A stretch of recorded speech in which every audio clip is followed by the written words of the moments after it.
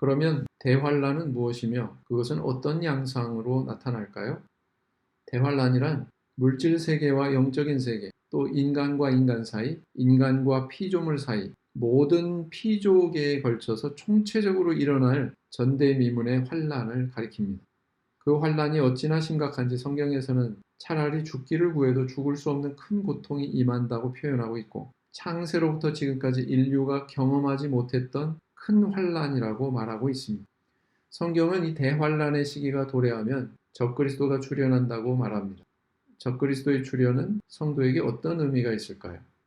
세상의 불신자들에게는 육신이 사느냐 죽느냐의 기로에 서는 것이 가장 큰 관심사겠지만, 하나님을 믿는 그리스도인들에게는 영원한 생명을 잃느냐 보존하느냐가 가장 큰 관심사가 될 것입니다. 장차 적그리스도가 출현하면 세상에 다음과 같은 영역에서 큰 도전이 있을 것을 예언하고 있습니다. 적그리스도는 세상의 불신자들로 하여금 신앙을 배척하게 할 뿐더러 이미 믿음 안에 들어온 성도들조차 신앙을 잃게 유혹할 것입니다.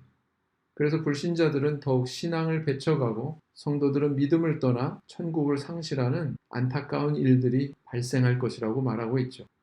그러나 하나님은 그 환란의 기간을 길게 하지는 않으실 것이며 구원받을 백성들을 위해서 그 날을 감해 주실 것이라고 약속하고 있습니다.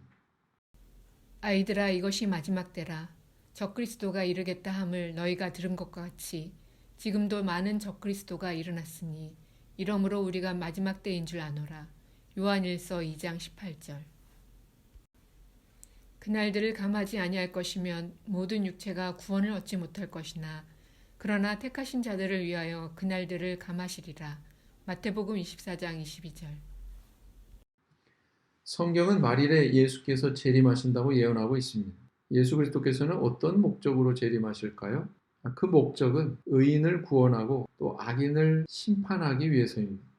사람들은 구원이라고 하는 단어는 좋아하지만 심판이라는 단어는 싫어하죠. 누구든지 칭찬받는 것이 좋지 책망받는 것 좋아할 사람은 없을 것입니다. 그래서 인간은 하나님의 심판은 없고 구원만 있으면 좋겠다고 생각하죠.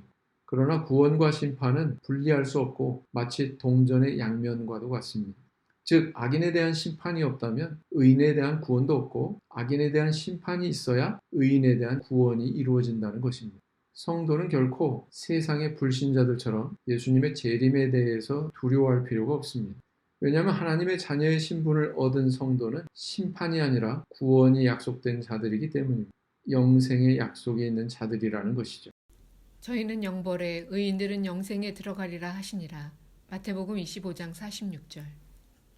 만약 악인에 대한 심판이 없다면 어떻게 될까요? 악인은 이 땅에서 더욱 담대히 악을 행하며 살 것이고 의인들은 악인으로부터 큰 고통을 받을 것입니다. 또 의인들에 대한 상급이 없다면 어떻게 될까요? 의인들은 더 이상 이 땅에서 의롭게 살아야 할 이유가 없게 되고 그러면 악인들과 똑같이 타락하게 될 것이 자명합니다. 따라서 예수님의 재림은 반드시 있어야 하며 하나님의 심판을 통해 의인의 구원과 악인의 징벌이 이루어져야 합니다. 그때 비로소 창세 이후로 지금까지 인류사에서 억울하게 죽어간 모든 사람들의 원한이 해결되고 범우주적인 하나님의 공의가 실현될 것입니다. 예수님은 언젠가 억울하게 살해당한 아벨, 사가랴 선지자의 피 흘린 책임에 대해서 이 시대에 부과하신다고 말씀하셨습니다. 이 말씀의 의미는 예수님의 재림의 때 총체적인 심판이 이루어질 것을 의미합니다. 즉, 최종적인 공의가 실현될 미래가 있음을 암시하고 있는 것이죠. 이처럼 구원과 심판, 이 두 사건은 분리되어 있는 것이 아니라 상호 연결된 것이고 동전의 양면과 같은 것이다 라는 것을 알아야겠습니다. 또 왼편에 있는 자들에게 이르시되 저주를 받은 자들아 나를 떠나 마귀와 그 사자들을 위하여 예비된 영영한 불에 들어가라. 마태복음 25장 41절. 그때 임금이 그 오른편에 있는 자들에게 이르시되 내 아버지께 복받을 자들이여 나와 창세로부터 너희를 위하여 예비된 나라를 상속하라. 마태복음 25장 34절. 그러므로 이 아벨의 피로부터 성전과 제단 사이에서 너희가 죽인 바라게아의 아들 사가랴의 피까지 땅 위에서 흘린 의로운 피가 다 너희에게 돌아가리라. 마태복음 23장 35절. 그러면 이렇게 예수님의 재림, 세상의 종말을 맞이할 성도는 어떻게 생활해야 할까요? 구원을 소망하고 천국을 사모하는 자라면 마땅히 종말이 있을 것이라는 것을, 또 그때 환난과 고통의 때가 있다는 것을 알아야 하고 그때를 감수할 마음의 준비를 해야 합니다.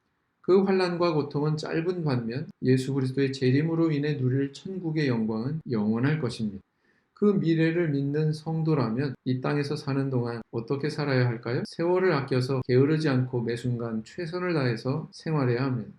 그래서 하나님이 기뻐하시는 것, 영원한 가치가 있는 것을 추구해서 내세를 준비하는 기회로 삼아야 합니다. 하나님이 약속하신 천국에 이르는 것이 내 인생에서 가장 중요한 일이지요. 우리가 온 천하를 얻은들 만약에 우리의 생명을 잃는다면 그 온 천하에서 얻은 것이 무슨 가치가 있겠습니까? 생명의 가치야말로 최고의 가치임을 인식해야겠습니다. 내 생명이 천국에 이르기 위해서는 거짓 선지자, 세상에 속한 거짓 풍조와 헛된 철학에 미혹되는 것이 아니라 그리스도께서 가르치신 가장 큰 계명을 가슴속에 담고 그것을 실천하기 위해 노력하는 삶을 살아야겠습니다. 또 세속에 물들지 않고 자신의 성결을 지키려고 노력할 뿐더러 세상 끝까지 복음을 전하기 위해 노력하는 성도가 되어야 되겠죠. 세월을 아끼라 때가 악하니라. 에베소서 5장 16절. 이 천국 복음이 모든 민족에게 증거되기 위하여 온 세상에 전파되리니 그제야 끝이 오리라. 마태복음 24장 14절. 만물의 마지막이 가까웠으니 그러므로 너희는 정신을 차리고 근신하여 기도하라. 무엇보다도 열심으로 서로 사랑할지니 사랑은 허다한 죄를 덮느니라. 베드로전서 4장 7절로 8절. 말세의 대환란과 예수님의 재림은 인류가 한 번도 경험하지 못한 미래사입니다.